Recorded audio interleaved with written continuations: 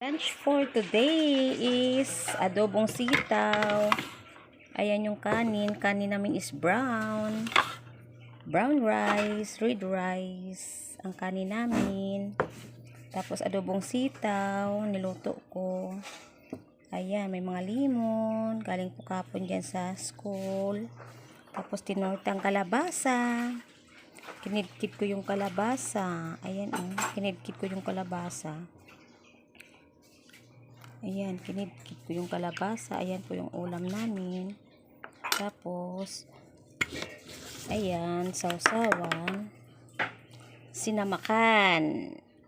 Sinamakan ang sausawan sa kalabasa. O hindi kaya, may ketchup.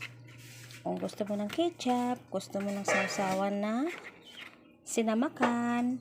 Ayan, kompleto yan, May sili, may singkamas, singkamas lang kawas.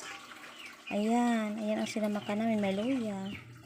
At saka torta. Tortang kalabasa, kinidkid ko yung kalabasa kasi maraming kalabasa, kinidkid ko.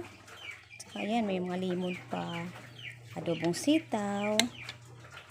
Saka yung kanin namin puti. Ayan po yung may natira pa ako.